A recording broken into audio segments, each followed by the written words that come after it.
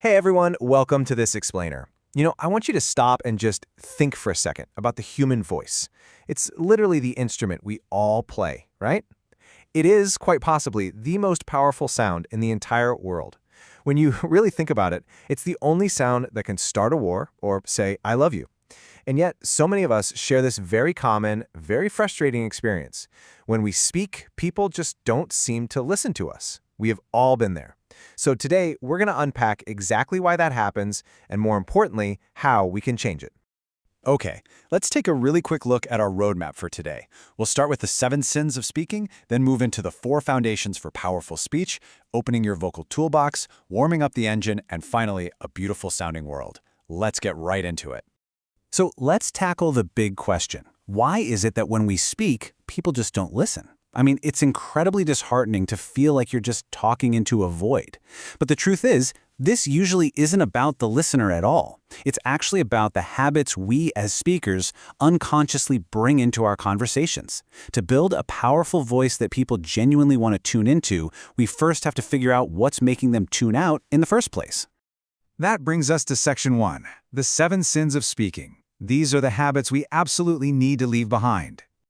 Look, we can't build a solid house on a cracked foundation, right? So let's identify these 7 deadly sins of speaking that are actively pushing our listeners away. First up is gossip. That's speaking ill of someone who isn't there. We all know that the person gossiping with us today will almost certainly be gossiping about us tomorrow. Second is judging. It is practically impossible to genuinely listen to someone if you know they're sitting there judging you and finding you wanting. Then we have negativity and its really close cousin, complaining. Honestly, complaining is basically just viral misery. It's definitely not spreading any sunshine. Next up are excuses. We've all met people who use what we could call a blame thrower. They just pass the blame on to everybody else and completely refuse to take responsibility. Sixth is exaggeration, which just demeans our language and honestly eventually just turns into lying. And finally, we have dogmatism. And this perfectly captures how exhausting that third sin, negativity, really is. The source material shares this highly relatable story about a mother who had fallen into this trap of severe negativity in her later years. One day, her child simply stated a totally neutral fact. It's October 1 today. Her immediate, heavy response? I know, isn't it dreadful? It's a funny little anecdote for sure, but it hits the nail on the head. It shows exactly how hard it is to actively listen to someone when they constantly drain the energy out of every single interaction. Now, what's really interesting is the definition of our 7th sin, dogmatism. This is the confusion of facts with opinions. When a speaker conflates these two things and just bombards you with their personal opinions as if they were absolute, undeniable truths, you end up just listening into the wind. It builds a massive wall. The listener completely checks out because there's just no room for an actual conversation. So those are the 7 sins we need to avoid. But how do we actively build something better? That leads us nicely to Section 2, 4 foundations for powerful speech. We'll be looking at the HAIL framework. So if we strip away all that negativity, gossip, and exaggeration, how do we actually build trust? You might be thinking, well, honesty is always the best policy. But check out these 2 approaches. Absolute, unfiltered honesty? That sounds something like, my goodness, you look ugly this morning. I mean, wow, that's not helpful at all. That's just destructive. True, powerful speech requires honesty tempered with love. And by love, we don't mean romantic love, we mean genuinely wishing the other person well. When you speak to someone while actively wishing them well, it is incredibly difficult to judge them at the same time. Those 2 things simply can't coexist. So, the magic here is that these 4 pillars brilliantly spell out the word HAIL. The HAIL framework gives us our foundation. H is for honesty, just being straight and clear. A is for authenticity, which is beautifully described as just standing in your own truth. I is for integrity, actually being your word and doing what you say you're going to do. And L, as we just saw, is for love, wishing people well. To hail someone literally means to greet them enthusiastically. And if you stand on these 4 pillars, that is exactly how your words will be received by the world. All right, Section 3, opening your vocal toolbox. Let's look at the actual physical mechanics of sound. Okay, so now that we know what to say, let's talk about how we say it.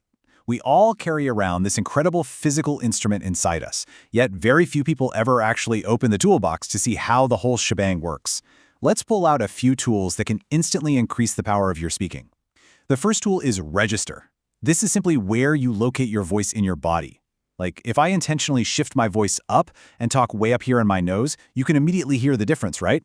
It's thin and honestly a bit grating. If I drop it down here into my throat, well, this is where most of us speak from most of the time. It's totally standard. But if you want real weight, you need to consciously drop your breath and your voice down into your chest. You hear that difference? We subconsciously vote for politicians with lower voices because human beings naturally associate vocal depth with power and authority. Next up is timbre. This is literally just the way your voice feels to the person listening. Research consistently shows that we vastly prefer voices that are rich, smooth, and warm. Basically, voices that kind of feel like hot chocolate. Now, if your natural voice doesn't sound like hot chocolate right now, don't worry about it. This isn't fixed. You can actually train this. Through breathing techniques, posture adjustments, and working with a voice coach, you can profoundly improve the timbre of your voice. Then we have prosody, and this one is absolutely fascinating to me. Prosody is that sing-song, meta-language we use to impart meaning. It is literally the root of meaning in human conversation. If I strip all the prosody away and just speak on one single note like this, it becomes incredibly hard for you to listen to me for very long. That is literally where the word monotonous comes from. Conversely, we also have to watch out for repetitive prosody. Like that terrible modern habit where every single sentence you say goes up at the end as if it were a question, even when it's actually just a statement. That habit completely restricts your ability to communicate meaning, so we really need to break it. Speaking of meaning, look at how pitch and pitch change absolutely everything. Take this exact same sentence. If I say it with a neutral pitch and a steady pace, "Where did you leave my keys?" It's just a simple request for information. But if I alter the pitch and speed it up, "Where did you leave my keys?" Suddenly the arousal level skyrockets. The entire meaning shifts from a question into an accusation. You can change the entire reality of your sentence just by moving your pitch around. It's a real game changer. And our last tool here is volume. Volume is great. You can get really loud to show excitement, or you can drop to a near whisper to make people lean in and really pay attention. But we have to be super careful here. Some people broadcast at maximum volume the entire time. The source material refers to this terrible habit as sodcasting. That basically means imposing your sound carelessly and inconsiderately on everyone around you. It's not nice, and it just makes people want to completely block you out. Which brings us to Section 4, warming up the engine. This is all about preparing for those really important moments. So you've got this amazing toolbox now, but look, we have to remember that no engine runs well cold, right? Whether you're stepping onto a stage to give a presentation, sitting down to ask for a raise, or standing up to give a wedding speech, you owe it to yourself to warm up your instrument. Let's break the fourth wall here for a second and just warm up together. Step 1, throw your arms up, take a deep breath in, and sigh it out. Great. Step 2, let's wake up those lips. Say it out loud with me. Ba, ba, ba, ba. Step 3, let's keep the lips going like you're a kid making a motor sound. Brrr. You should really feel your lips coming alive there. Step 4, the tongue. Really exaggerate it. La, la, la, la. Step 5, roll an R. Rrr. The source actually calls this one champagne for the tongue. And finally, step 6, the absolute best one for pros, the siren. It starts high with we and swoops low to ah. Ready? We-ah. We-ah. Amazing. You are now physically primed and ready to speak. And finally, Section 5, a beautiful sounding world, speaking and listening consciously. Let's kind of slow the pace down for a second as we bring this all together. When we look at the reality of communication right now, we honestly speak pretty poorly, using all those 7 deadly sins.